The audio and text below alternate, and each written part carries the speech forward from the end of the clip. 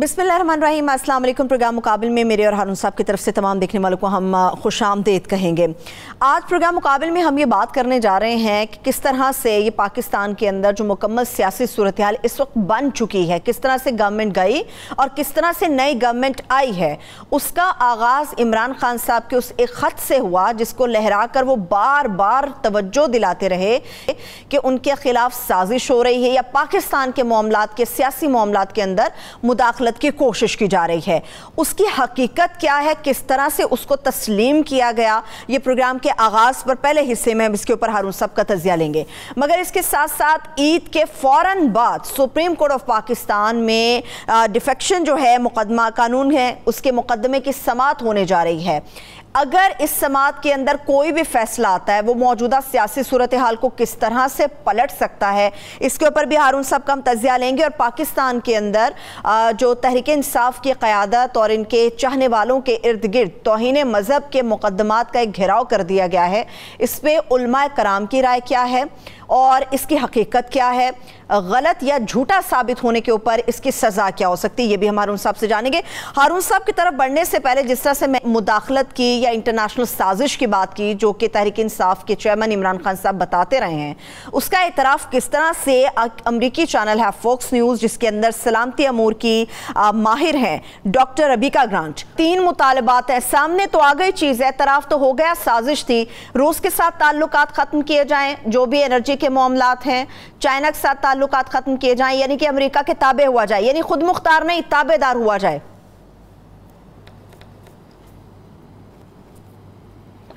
जी हाँ, और वो इससे पहले ब्रूस रीडल और यूक्रेन में पाकिस्तान हमायत करे अमेरिका की, इसमें उन्होंने कहा Pakistan is a difficult country. वो मैडलिन अल्ब्राइट कहती थी पाकिस्तान इज़ ए हेडेक, एक दर्द मिग्रीन, पाकिस्तान आधे सर का दर्द, आधे सर का दर्द जो होता है ना, आधे सर में जो दर्द होता है, क्या उसके लिए ख़ास इस्तिलाह है, दर्द शकीका गालिबन उसे कहा जाता है, दर्द शकीका शायद जी, तो वो बहुत तकलीफ दे होता है। और ब्रूस रीडल ये कह रहे हैं, ये कह रही है ना चीन से ताल्लुकात ख़त्म नहीं महदूद किए जाएँ, रूस से ख़त्म किए जाएँ और वहाँ यूक्रेन की जंग में उनकी हमायत की जाए। ब्रूस रीडल ये कहते हैं, जो बहुत इम्पॉर्टेंट आदमी हैं, ये भी इम्पॉर्टेंट हैं बहुत, कि अपना तकरीबन यही बात वो कह चुके हैं कि भाई पाकिस्तान को, एक तो उन्होंने कहा पाकिस्तान को गैर मुस्तहकम रखना चाहिए, दूसरा वो कह रहे हैं कि शहबाज शरीफ की मदद करो, माली मदद फराहम करो उसे फ़ौरन, यानी इस हुकूमत को कायम करके वो पाकिस्तान को गैर मुस्तहकम रखना चाहते हैं। कैसी दिलचस्प बात है जी। खुद ये हुकूमत भी यही कर रही है, लॉन्ग टर्म प्लान कर रही है, नवाज शरीफ की सज़ा माफ़ कर दी जाए। राना सनाउल्लाह ने कहा जो खुद मुल्ज़म है हीरोइन के एक मुकदमे में और 3 साल में फ़र्द जुर्मी मालूम नहीं, पुरस्रार मामला है कि आयद नहीं हो सकी, क्या वजह है, वे मासूम थे तो छोड़ दिए जाते और कसूरवार थे तो उन्हें सज़ा दी जाती। तो ये इक़्तिदार में रहना चाहते हैं और इस एजेंडे पे अमल करना चाहते हैं जो ब्रूस रीडल ने और रबीका ग्रांट ने जिसकी तरफ इशारा किया। यानी आप जिस तरह बरतानवी ग़ुलामी में थे, इसी तरह अब आप अमरीकी ग़ुलामी में चले जाएं, बज़ाहिर आपके हुक्मरान अपने हों मगर अपने हों। अब साजिश में तो कोई शुबा रहा नहीं, इमरान खान का पॉइंट बिल्कुल वाज़ेह हो गया। उन लोगों ने गवाही दे दी जिन्होंने ये सब किया था और अल-ऐलान कह दिया कि ये है हमारा मुतालबा और ये आपको पूरा करना होगा, फिर आपको पैसे मिलेंगे। अब दूसरी तरफ ये है, चीन से ताल्लुकात आप कैसे महदूद कर सकते हैं?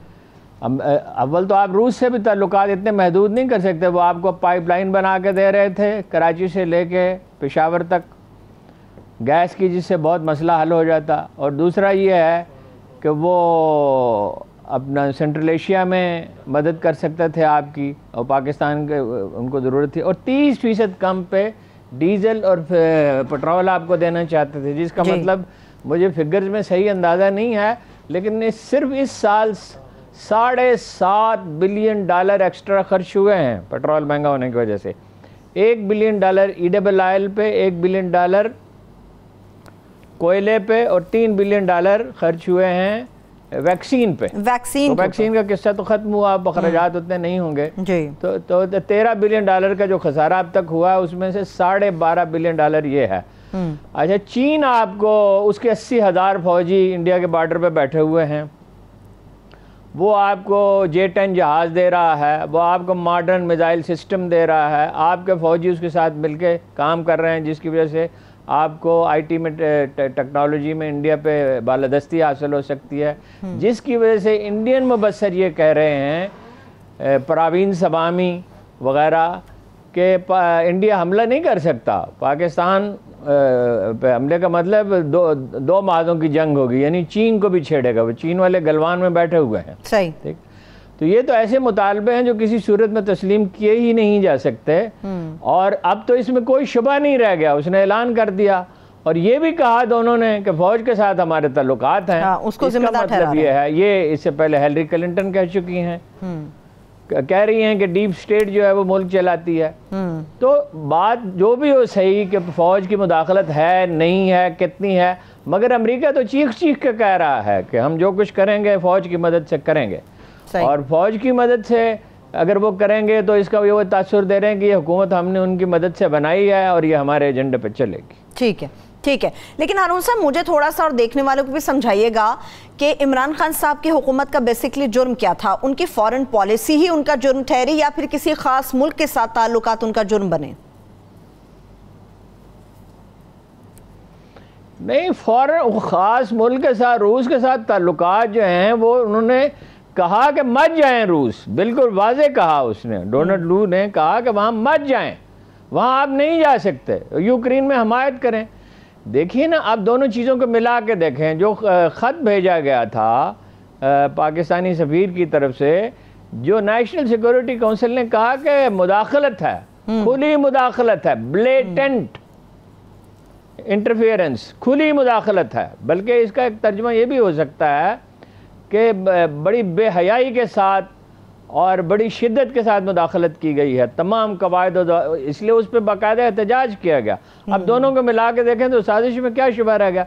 तो रूस अगर वो न जाते तो ये ऊंट की पीठ पे आखिरी तिनका था। वैसे वो पहले भी कह रहे थे इस्लामिक फोबिया की बात, उन्होंने पहले भी कहा, अपना ये शायद बाद में कहा, मेल्सी के जलसे में कहा कि हमको यूरोपीय यूनियन के गुलाम हैं। उन्होंने जो खत जारी किया, तो खत जारी करना तो ब्लैकमेलिंग थी ना, ये तो कभी होता ही नहीं है। और जो डोनाल्ड लू ने धमकी दी कि तहरीक अदम एतमाद आएगी, तहरीक अदम एतमाद का तो उस वक्त नामो निशान ही नहीं था। ये इतने कॉन्फिडेंट कैसे थे कि तहरीक अदम एतमाद आएगी भी? बिलावल बार बार कह रहा था और जरदारी साहब भी कह रहे थे कि तहरीक अदम एतमाद आएगी भी और कामयाब भी होगी। कामयाब कैसे होगी? इन्होंने उनके आदमी तोड़े, कैसे तोड़े? हाँ। ये बंदोबस्त इन्होंने कैसे किया? वो तो पीडीएम से अलग हो चुकी थी, पीपल्स पार्टी। फिर कहाँ से उनको इशारा मिला? जाहिर है अमेरिका से उनको इशारा मिला।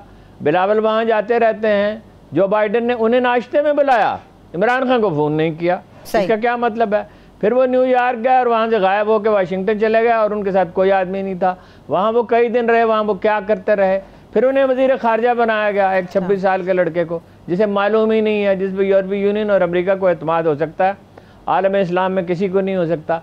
उस वक्त जब सऊदी अरब और दुबई के प्रिंस मोहम्मद ने, दोनों का नाम एक ही है, प्रिंस मोहम्मद, उन्होंने उनके फ़ोन सुनने से इनकार कर दिया जी, जो बाइडन के जी। उस वक्त आप मतलब ये दुनिया बदल रही है। सेंट्रल एशिया में पाँव नहीं जमा सकता अमेरिका, और कजाकिस्तान में उसकी कोशिश नाकाम हो गई, यूक्रेन में उसकी कोशिश नाकाम हो गई, और चीन को रोकने की उसकी सारी कोशिशें नाकाम हो गई हैं।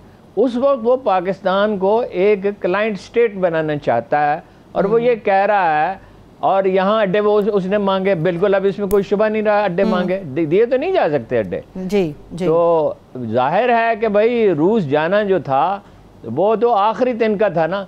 लेकिन नाराज तो वो उससे पहले थे 1 साल हो गया जो बाइडन को उसने टेलीफोन नहीं किया। वो बिलावल की क्या अहमियत है कि उसे नाश्ते पे बुलाए? इसका देखिए, ज़िया-उल-हक के ज़माने में एक ISI ने एक ख़त का सुराग लगाया जो लिखा गया था अमरीकी सफारत खाने को कि ज़िया-उल-हक के मुखालफिन की मदद की जाए। ये जून-जुलाई 1979 की बात है। ज़िया-उल-हक ने एक 12 सफ़े का ख़त लिखा अमरीकी सदर को कि इधर अफ़गानिस्तान में रूसियों की मुदाखलत का ख़तरा है, इधर आप मेरी हुकूमत ख़त्म करने की कोशिश कर रहे हैं और मुखालफिन की मदद करने की कोशिश कर रहे हैं। तो ये तो सारा खित्ता ही डिस्टेबलाइज होने वाला है। और उसकी पेशीन गोई बिल्कुल दुरुस्त साबित हुई। 6 महीने के बाद रूसी फ़ौज दाखिल हो गई। फिर अमेरिकी भागते हुए आया, मुंह में घास लेके आए कि जी हमारी मदद करें। फिर ब्रेजिंस्की ने आके कहा कि जी उनको अंगेज रखें। ज़िया लगने का क्या अंगेज रखें जी, हम उनको वापस भेजेंगे।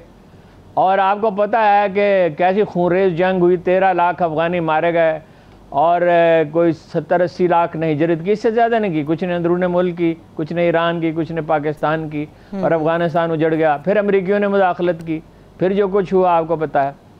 तो पाकिस्तान को हमेशा जब हम कहते थे तो लोगों की समझ में नहीं आता था कि पाकिस्तान को डिस्टेबलाइज रखना उनका मकसद है। इंडिया का मकसद है पाकिस्तान को ख़त्म करना। वो तो इंशाअल्लाह कभी रोज़ क़यामत तक नहीं ख़त्म हो सकता। इंडिया ख़त्म हो सकता है, जिसके अंदर इतने तजादात है, पाकिस्तान नहीं हो सकता।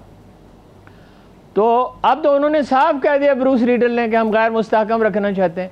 अब तो अमेरिका मायल है इंडिया की इस थ्योरी की तरफ कि बलूचिस्तान को अलग कर दिया जाए। और ये हवाई बात नहीं है, मैं पूरी जिम्मेदारी से कहता हूँ, इसकी कोई तरदीद कर दे जिम्मेदार आदमी, यानी फौजी हल्कों में से, कि चीनी इतने परेशान थे बलूचिस्तान में, वो वहाँ तो वो जाना चाहते थे गवादर में, इतने परेशान थे कि उन्होंने एक मुतबादल मनसूबा बनाया था।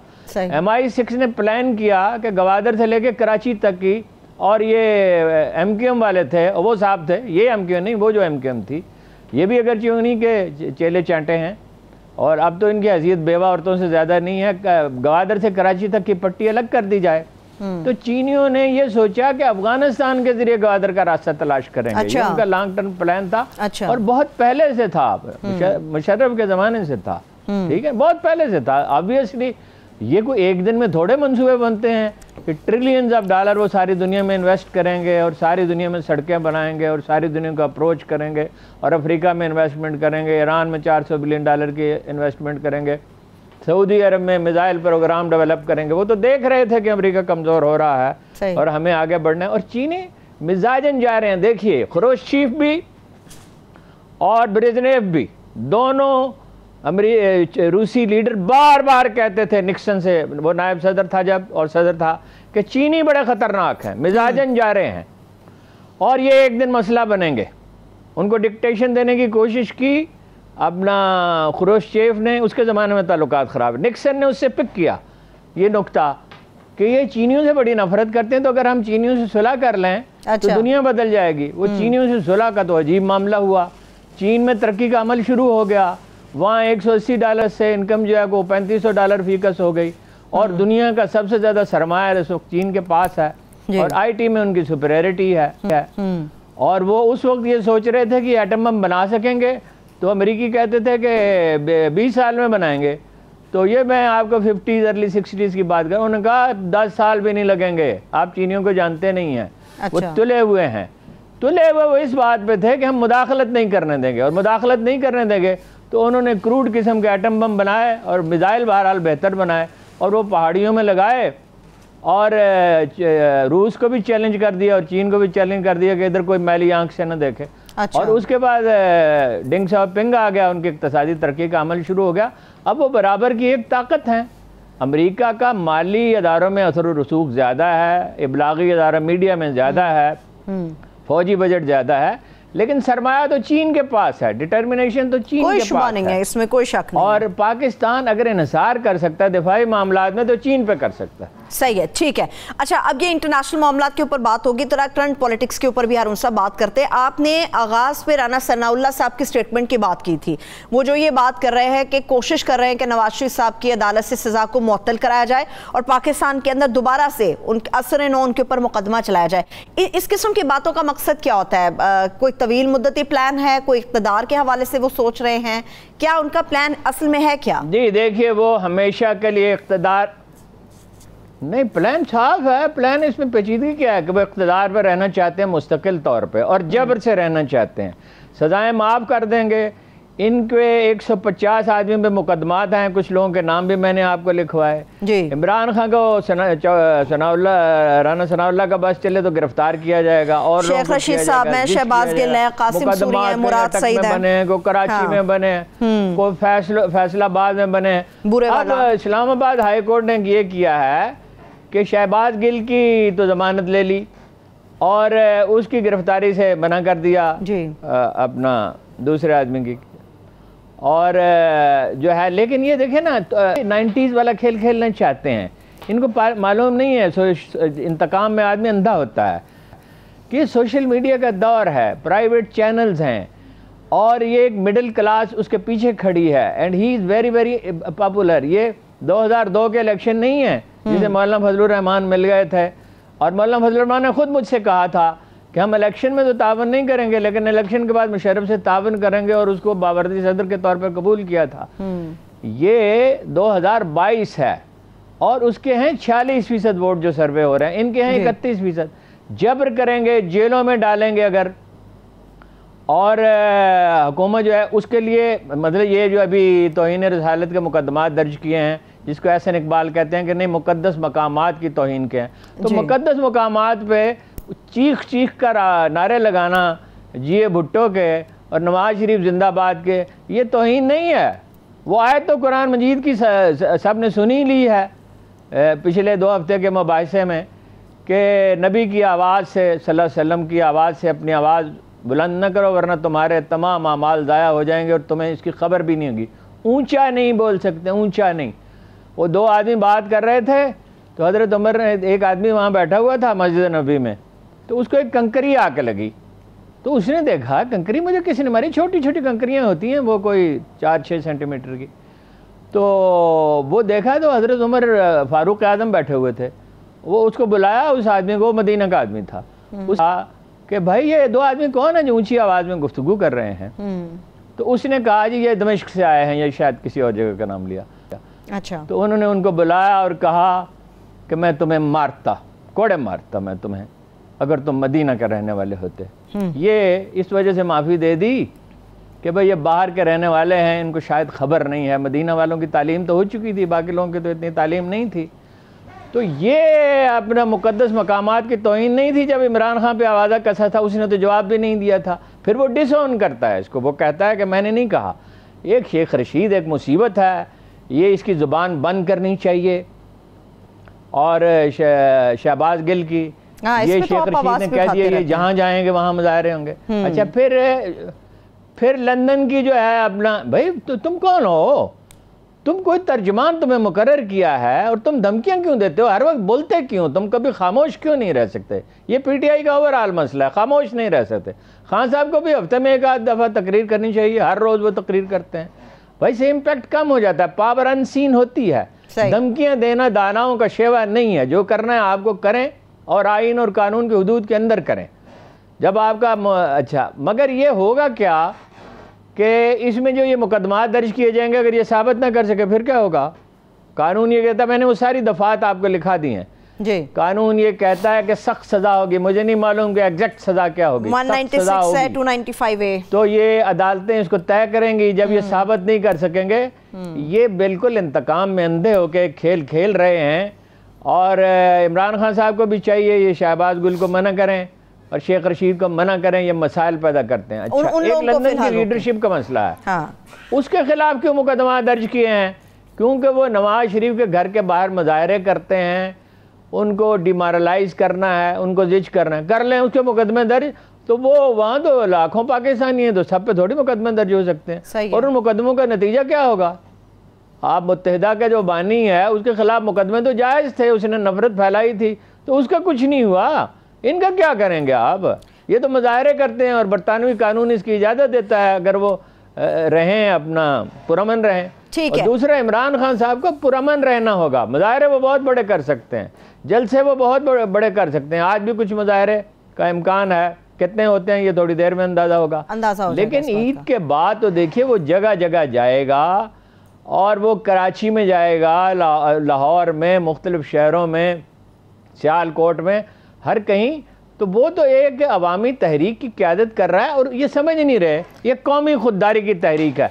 कायदे आज़म को 1906 से पहले तो उनके ख़िलाफ़ बात की जा सकती थी और उसका कुछ असर हो सकता था। आप अबुल कलाम को, बाचा खां को, अब्दुल समद अचकज़ई को, GM सैयद को, बंगाली लीडरों को इस्तेमाल कर सकते थे उनके ख़िलाफ़। लेकिन फिर एक वक्त आया कि वो इनको जवाब देना भी पसंद नहीं करते थे, इनका जिक्र ही नहीं करते थे।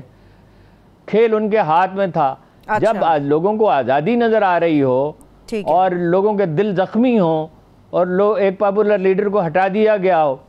इतने नहीं थे पॉपुलर, वैसे वो पॉपुलर इसलिए हुए कि उनके खिलाफ साजिश की गई।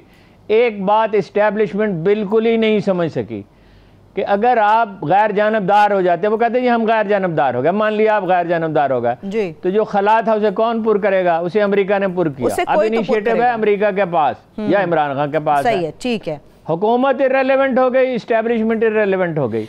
अब उसको रेलेवेंट होना चाहिए, मुज़ाकरात करने चाहिए और इलेक्शन का फैसला करना चाहिए, और उससे पहले ये तय करना चाहिए कि कोई किसी को गाली नहीं देगा, किसी को गिरफ्तार नहीं किया जाएगा। वो शेख राशिद को गिरफ्तार कर लिया, उसका रिमांड भी ले लिया जी, उसकी जमानत कबूल नहीं की, ईद का दिन भी वो वहां गुजारेगा। आपका क्या ख्याल है रावलपिंडी शहर में इसका क्या नतीजा निकलेगा? रावलपिंडी शहर में इस पर रद्द-ए-अमल क्या होगा? वो तो रह लेगा 5-7 दिन, 10 दिन, 15 दिन जेल में।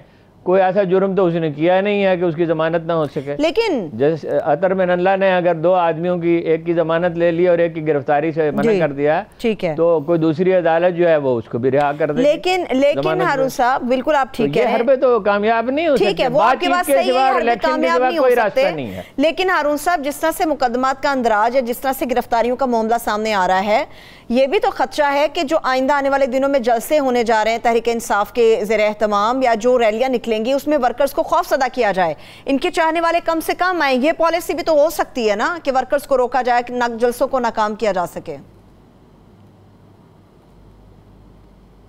नहीं हो तो सकती है, मगर तबाहकुन होगी ना, नुकसानात होंगे। मैंने आपको बताया कि जो तौहीन रसालत के मुकदमात इन्होंने दर्ज कराए हैं, ऐसे इकबाल साहब तो तावील करने में अपना सानी नहीं रखते, तौहीन रसालत ही के मुकदमात दर्ज कराए हैं। तो उन्होंने भी फैसलाबाद में दरख्वास्त दे दी है, तहरीक इंसाफ वालों ने थाने का घेराव भी किया। तो अगर ये करेंगे तो मैंने आपको बताया कि इस्टेब्लिशमेंट इस पर नाखुश है। इस्टेब्लिशमेंट ये थोड़ी चाहती है कि उसकी जो है बदनामी हो और उसकी तौकीर में फ़र्क आए। पहले ही लोग उसको मुर्द इल्ज़ाम, गलत या सही, उसको मुर्द इल्ज़ाम करार दे रहे हैं कि 100% वही जिम्मेदार है। पॉलिटिक्स में परसेप्शन यानी तासुर हकीकत से ज़्यादा अहम होता है। तो अदारों की, ये वो अदारे हैं जिन्होंने 7,000 आदमियों की ज़िंदगियाँ कुर्बान करके मुल्क को यमन और सीरिया और लीबिया और इराक़ और अफ़गानिस्तान बनने से बचाया है। तो अगर ये सूरत हाल पैदा होगी तो देखिए दुनिया भर में अदारे ये कह रहे हैं, इंटरनेशनल मीडिया ये लिख रहा है कि पाकिस्तान जो है वो बदअमनी से चंद इंच के फासले पर है। तो फिर इस बदअमनी को कौन संभालेगा? सिविल अनरेस्ट, पुलिस तो नाकाम हो जाएगी। ठीक है, फिर राना सनाउल्लाह तो जाके कहीं छुप जाएंगे। मैं हारून साहब, राना साहब का एक सवाल आपसे पूछना है, फिर ब्रेक की तरफ जाना है। क्या होगा फिर? मुझे ब्रेक की तरफ जाना है हारून साहब, मगर राना साहब का एक सवाल आपके सामने रखना चाहती हूँ। तौहीन मजहब की आप बात कर रहे थे, एक टीवी इंटरव्यू के अंदर, टीवी के अंदर भी राना साहब ने ये बात की थी कि नवाज शरीफ साहब का जो इस्तकबाल है वो हज से बड़ा काम है। ये भी तो तौहीन मजहब के जुमरे में आता है कि आप हज से जाकर मिला देते हैं किसी शख्सियत को, इसके ऊपर भी तो बात होनी चाहिए। तौहीन मजहब तो छोड़े, मजहब का तो ये अपना ना समझ लोग हैं, बचगाना बातें करते हैं। आपको बताया था कि वो जो वकीलों की तहरीक थी उसमें एक साहब ने नवाज शरीफ से कह दिया कि मियाँ साहब ऐसे काम तो पैगंबरों के ज़माने में होते थे, यानी पैगंबरों से मिला दिया उन्हें। भाई वो शेख अब्दुल कादिर जिलानी हैं, बल्कि शेख अब्दुल कादिर जिलानी पैगंबर तो नहीं थे, मतलब या इमाम अबू हनीफा हैं या दाता गंज बख्श हैं या इमाम शाजली हैं, क्या हैं, शेख हजवेर हैं कि कौन है, मतलब ये है जुनैद बगदाद हैं। तो वो खामोश रहे, उन्होंने तरदीद नहीं। शहबाज शरीफ साहब मना कर देते हैं, बाज़ औक़ात को बहुत ज़्यादा चमचागिरी करे तो उसको कहते हैं बस करो यार, काफ़ी हो गई है। तो नवाज शरीफ साहब ने तो आप खुद अपनी ज़ुबान से कहा कि मैं कश्मीरियों की तारीख़ का बहुत बड़ा लीडर हूँ। कश्मीर की अगर तारीख़ किसी ने पढ़ी हो तो उसे पता चले कि ऐसा ऐसा आदमी उसमें पैदा हुआ।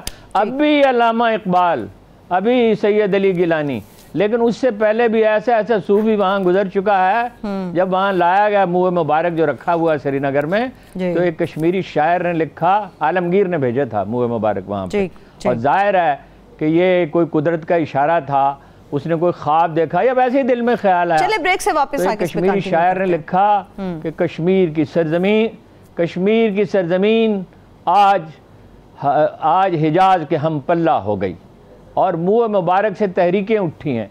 मज़हब मजाक नहीं होता, जब आप मजहबी जज्बात को छेड़ते हैं और इस तरह की हरकतें करते हैं। ब्रेक लेनी है अरुण साहब, ब्रेक, एक छोटी सी ब्रेक, आप से मजीद बात करते हैं, हमारे साथ रहिए। ब्रेक के बाद एक बार फिर से प्रोग्राम में हम आपको खुशामदीद कहेंगे। मुकदमात के हवाले से मैं हारून साहब का तजिया लूंगी, मगर उससे पहले हारून साहब चूंकि मजहब के हवाले से हम बात कर रहे हैं, आपको याद होगा कि जब हज अखराजात के अंदर इजाफा हुआ था 4,80,000 से अखराजात तकरीबन 9 लाख के लगभग हो गए थे, तो मौलाना साहब ने बड़े बड़े इल्जामात थे जो इमरान खान साहब के ऊपर लगाए थे, अब तो वो बिल्कुल खामोश है। ओ यहूदी एजेंट का था, यहूदियों के एजेंट ने हज महंगा कर दिया, अब उसे हो गया दुगना, हो गया 9 लाख रुपए का। डॉलर की प्राइस बढ़ गई थी, सफर के अखराजात बढ़ गए थे, ये एयर कंपनियों के वो बढ़ गए थे, किराए बहुत बढ़ गए थे क्योंकि मुसाफिर कम हो गए थे।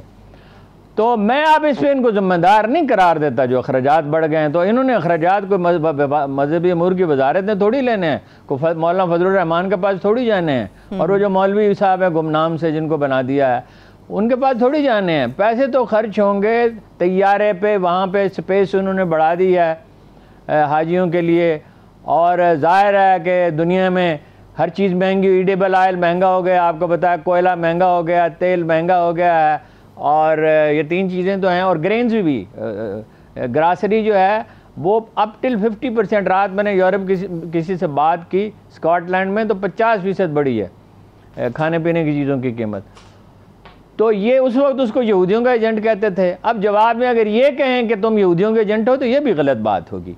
सही बात ये है कि सूझबूझ का ये मुजाहरा करें। उसने फरहतुल्लाह बाबर ने समझाने की कोशिश की है, ये मजहबी कार्ड इस्तेमाल ना करो, ये बहुत ख़तरनाक होगा।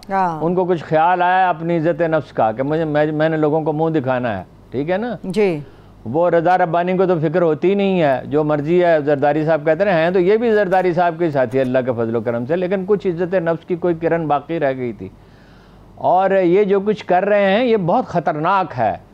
देखिए वो उर्दू के शायर ने कहा था कि दामन यार खुदा ढांप ले पर्दा, तेरी रुसवाई के खून शहदा दर पे है, दामन यार खुदा ढांप ले पर्दा तेरा। और अरबों का सबसे बड़ा शायर कहता है इमराउल कैस, उसका इंतकाल हुआ अपना सडनली जहर की वजह से। अनकरा में वो कैसर रूम से मिलने के लिए गया था, वो अपने इलाके का नवाब था, बादशाह तो नहीं कह सकते, हुक्मरान ही था, बहरहाल उससे मदद मांगने के लिए गया था। तो वहाँ उसको कहा जाता कि ज़हर आलूद लिबादा पहना दिया गया। तो उसने जो आखिरी नज़म लिखी उसके पहले 2 मिसरे ये हैं 3 कि कितने लबरेज जाम और नेज़ों के कितने भरपूर वार, कल अनकरा में धरे के धरे रह जाएंगे। मौत उसे यकीनी नज़र आ रही थी, मगर उसे तो नज़र आ गई थी, इनको नज़र नहीं आ रही। ये तिनकों की तरह उस तूफ़ान में बह जाएंगे। जब तूफ़ान उठेगा होशमंदी से काम ले। इमरान खान पारसा नहीं है, न उसके साथी जो हैं वो पारसा हैं, न उसकी सब पॉलिसियाँ दुरुस्त थी, लेकिन अगर उसने एहतसाब को एजेंडा नंबर 1 बनाया, एजेंडे में सबसे अहम मकाम दिया, तो उसकी कीमत उसे अदा करनी पड़ी। तो ये जो कुछ कर रहे हैं ये तो उससे 10 गुना ज़्यादा है। तो ये कैसे बच सकेंगे? ये तो खारजा पॉलिसी तब्दील करना चाहते हैं जो मुल्क के मफाद में नहीं है, और चीन से रिश्ता कम करके अमेरिका पे नज़ार करना चाहते हैं। तो आपका दिफाई स्ट्रेटेजिक पार्टनर तो वो इंडिया उनका स्ट्रेटेजिक पार्टनर है। वो आपके एटमी प्रोग्राम के कल दरपे होंगे, आपको कर्जे देंगे देकर। तो इनको कोई होश का दामन थामना चाहिए। ये समझ ही नहीं रहे, बिल्कुल इंतकाम की आग में अंधे हैं। सही, ठीक है। The most important thing Arun साहब, ईद के बाद जो समाअत होने जा रही है डिफेक्शन कानून पर मुकदमे की, क्या लगता है क्या होगा? हम अदालत के फैसले पर असरअंदाज होने की कोशिश नहीं कर रहे, लेकिन अगर मिसाल के तौर पर मुनहरिफ अराकीन फारिग हो गए तो पंजाब के अंदर कोई भी नहीं असरअंदाज होने की कोशिश करता है अदालत पे। अदालत पे कौन असरअंदाज हो सकता है? बात यह है कि वो तो कानून बिल्कुल वाज़े है कि आपने डिफेक्शन की और आपकी मेंबरशिप खत्म हुई। अब अदालत जो भी फैसला करे, हम नहीं कह सकते अदालत क्या फैसला करेगी, हुकूमत खत्म हो जाएगी हमजा की। और पंजाब में जब हुकूमत उसकी खत्म हो जाएगी तो ये करेंगे क्या? यही पॉइंट है। देखिए ना, वही आइंस्टाइन वाली बात देखना चाहिए कि कुदरत की मंशा क्या है, बाकी तो तफसीलात हैं। तो ये तो इस पोजीशन में बेचारे हैं नहीं। आपको बताया था ना, हमारे गांव का स्कूल टीचर कहता है मैं मोहम्मद अली किले को वो करना चाहता हूँ, चैलेंज करना चाहता हूँ। भाई एक थप्पड़ तुझे पड़ेगा, तेरा तो ज़मीन पे पड़ेगा, हो सकता है बहुत ही हो जाए। तो ये तो देखिए इमरान खान का रोल इस मुल्क के पॉलिटिक्स में यही है कि ये शोबदाबाज सियासतदान है। ये बिजली वाला किस्सा भी आप मुझसे पूछे ना, ये शोबदाबाज सियासतदान है। इनकी बसात लपेट दे, गवर्नेंस उसे अच्छी नहीं आती, इनकी बसात वो लपेट देगा। इनको समझ ही नहीं आ रही बात की। ठीक है, लेकिन हारून साहब अगर पंजाब में हमजा की गवर्नमेंट चली जाती है, शब्द किया है? मैं आती हूँ हारून साहब, बिजली के मामले के ऊपर भी आपसे बात करती हूँ, मगर अगर हमजा शहबाज शरीफ साहब की गवर्नमेंट जो है वो खत्म हो जाती है पंजाब के अंदर, तो इसका मतलब है कि वफाक के अंदर नून लीग और पीपल्स पार्टी ऑटोमेटिकली बहुत ज्यादा कमजोर हो जाएंगी। क्या फिर ये लोग इकट्ठे रहेंगे या अलग अलग हो जाएंगे, क्या होगा? कमज़ोर तो होंगे, मगर ओहो सिर्फ कमज़ोर तो होंगे ये कोई कहने की बात है? वो पंजाबी में कहते हैं फूड़ी पे बैठे होंगे। हाँ जी, बैठे मरने वाले अपनी मौत पे खुद ही रो रहे होंगे। भाई वो बनिया जो पठान के सीने पे बैठा हुआ रो रहा था, तो वो सही रो रहा था। किसी ने कहा इसके सीने पे बैठे हो, खंजर तुम्हारे हाथ में, रो रहे हो। उसने कहा ये मुझे फेंक देगा, उठा कर मारेगा। पठान इनको उठा के फेंक देगा और मारेगा, इसलिए कि मेजॉरिटी उसके साथ है, अखलाकी पोजीशन उसकी बेहतर है। वो रूस गया था, वो खारजा पॉलिसी को मुतवाजन करने की कोशिश कर रहा था। ठीक है, अगर उसकी हमाकतें उसे ले डूबी, देखे ना वैसे तो, और लीडर तो खुदा के बंदा वो अब बना है, पहले तो वो लीडर था ही नहीं। आज कोई पूछता है जहांगीर तरीन को, हालांकि उसके साथ तो जाती हुई थी, पीटीआई वाले बड़ा मुझे बुरा भला कहते हैं, हर रोज़ रात को भी कहते रहे इसी बात पे। और अपना अलीम खां के साथ तो ज्यादती हुई थी, लेकिन आज अलीम खां को और जहांगीर तरीन की कोई नेक नामी बाकी है? उन लोगों की नेक नामी बाकी है जो इमरान खान को छोड़ गए। और मीडिया ग्रुप्स जो हैं बड़े बड़े, वो उसकी पुष्ट पे खड़े हुए हैं, और बाकी भी शायद खड़े हो जाएं, लेकिन उसका कोई असर तो नहीं हो रहा। हर चीज़ इररेलेवेंट होती जा रही है, इस्टेब्लिशमेंट, हुकूमत, मीडिया। भाई अवामी तूफान के सामने कौन ठहर सकता है? कायदे के सामने कौन ठहर सका था? सारा मीडिया उनके खिलाफ था। मीडिया तो कांग्रेस का था, अंग्रेज उनके साथ थे, जाते हुए कश्मीर भी उन्हें दे गए, हेट भी करते थे। वो अपना लॉर्ड वेवल भी उनके सख्त खिलाफ था, उनको ब्राइब करने की कोशिश की, परले दर्जे का अहमक साबित हुआ। और माउंट बैटन जो था वो कहता था आप मेरे साथ सर्दमेरी से पेश आते हैं, बाद में भी कहता रहा कि इनका रवैया बड़ा सख्त है। भाई वो अपने हुकूक की, अपने अवाम के हुकूक की बात कर रहे थे, मुस्लिम अवाम के हुकूक की, तो मुस्लिम अवाम उनके साथ खड़े हो गए। हर आदमी खड़ा हो गया, अच्छा था, बुरा था, नेक था, पारसा था, मुत्तकी था, जायद था, किसी मकतब फ़िक्र से ताल्लुक़ रखता था। आखिर में वो उन मकातब फ़िक्र की अक्सरियत भी उनके साथ चली गई जो उनके ख़िलाफ़ थे, जिनके शेखुल अरब वल अजम और अबुल कलाम और अमीर शरीयत सब उनके ख़िलाफ़ थे, उनके हामी भी सब चले गए। और शौरज कश्मीरी ने अपने ऑटोबायोग्राफी में लिखा है कि 46 में हम जेल से निकले, 46 के आखिर में, तो दुनिया ही बदल चुकी थी, हर एक के हाथ में पाकिस्तान का परचम था। ठीक है, अपना सवाल फिर से थोड़ा सा दोहरा रही हूँ हारून साहब, मौजूदा हालात को देख के आपको लगता है पीपल्स पार्टी और नून लीग आइंदा आने वाले वक्तों में चाहे मुख्तसर वक्त के लिए इकट्ठे होंगे या फिर अलग हो जाएंगे? फिर दोहरा रही हूँ, नहीं इकट्ठे नहीं रह सकते ना। जब इलेक्शन सर पे आएगा, इलेक्शन तो कराना ही है। अब इमरान खान साहब को कौन समझाए कि भाई इश्ताल अंगेज तकरीरें न करें, लचक रखें, कायद आज़म का रवैया अख्तियार करें। मेजॉरिटी आपके साथ है, अब आपको और क्या चाहिए? अपना ताकत के मुजाहरे करें, तशद्दुद का अंसर कहीं दाखिल ना हो। बात ये तो और चीज़ है और जज्बात और चीज़ है। अच्छा जज्बा जो है वो आपको मंजिल तक ले जाता है, वो आपको इसार पर आमादा करता है, वो आपको तकलीफ़ उठाने की हिम्मत देता है। लेकिन जज्बात ये चीखना और शोर मचाना और धमकी देना और मैं छोड़ूंगा नहीं, इस तरह की बातें बंद करें। अमेरिका के बारे में बंद करें। आपको कौमी खुददारी चाहिए तो वो माशी आज़ादी से हासिल होगी, वो इस्तेहकाम से हासिल होगी। ठीक है, लेकिन ये तो इकट्ठे नहीं रह सकते, ये तो जूतियों में दाल बटेगी। भाई एमएमए इकट्ठी नहीं रह सकी थी। आपको याद है कि जमात इस्लामी को छोड़ना पड़ा और उसके बाद आज तक वो कहते हैं कि हमारे सारे दाग धुल गए और डीजल का दाग नहीं धुल सका। तो क्या करेंगे फिर ये? अच्छा, ये एक दूसरे से लड़ेंगे। इलेक्शन में कौन किसका सका होता है? इलेक्शन में हर एक ने अपने उम्मीदवार को जिताना होता है। पीपल्स पार्टी जो है वो जमीयत उलमा इस्लाम को स्पेस देगी, नून लीग जमीयत उलमा इस्लाम को स्पेस देगी, या मैंने पहले आपसे कहा था कि अचकज़ई को क्या अपना मौलाना फजलुर रहमान स्पेस देंगे। ये तो इक़्तिदार की जंग है, ये तो भूखे भेड़ियों की जंग होती है इक़्तिदार की। इसमें कोई किसी पे रहम नहीं करता, और वो कहा जाता है कि सियासत की आंख में हया नहीं होती, सीने में दिल नहीं होता, सीने में दिल नहीं होता, आंख में हया भी नहीं होती। सही है, ब्रेक की तरफ चलते हैं, एक छोटी सी ब्रेक लेते हैं, ब्रेक से वापस आएंगे। जो हवाले से हारून साहब ने तवज्जो दिलाई है, अचानक से बिजली की बहाली कैसे हो सकी है, ये मैं हारून साहब से जानूंगी। हमारे साथ रहिए। Welcome back. हारून साहब, ब्रेक पर जाने से पहले बिजली के हवाले से हम बात करना चाह रहे थे। आपने एक अदर ट्वीट की कल रात को बिजली के हवाले से, और गुमान यही था कि शायद इमरान खान साहब थैले में डाल के ले गए हैं बिजली। ये बिजली अचानक से बहाल कैसे हुई है? कौम को हकायक बताएं, शोबदाबाजी थी, हकीकत क्या है इसकी? नहीं, बहुत सादा सी बात है। यूरिया के कारखानों को जो गैस दे रहे थे ना, वो दे दी बिजली के कारखानों को, और वो उससे के नतीजे में लोड शेडिंग जो है वो तो कह रहे हैं ख़त्म हो जाएगी, लेकिन ख़त्म न भी हुई तो बराए नाम रह जाएगी। तो ये अल्लाह के बंदे अजीब व गरीब लोग हैं। हमने मैनेज कर लिया, हमने बंदोबस्त कर लिया, शहबाज शरीफ साहब ने जादू कर दिया। वो मोहतरमा मरीम नवाज कहती हैं जिन्नों की तरह काम करते हैं। इनको हमेशा समझाते हैं इंसानों की तरह काम करो यार, जिन्नों की तरह क्यों काम करते हो भाई? वो वहाँ से बचा ली, ये फैसला पहले ही कर लेते हैं। बताते क्यों नहीं कौम को? हाँ, कौम को एतमाद में नहीं लेते। सही सही है, ठीक है। शोबदाबाजी करना चाहते हैं, और शोबदाबाजी की एक हद होती है। काठ की हंडिया कब तक चूल्हे पे चढ़ी रह सकती है? लकड़ी की हंडिया तो नहीं चढ़ी रह सकती, काफी अर्सा हो गया। देखिए, हर एक की एक उम्र होती है।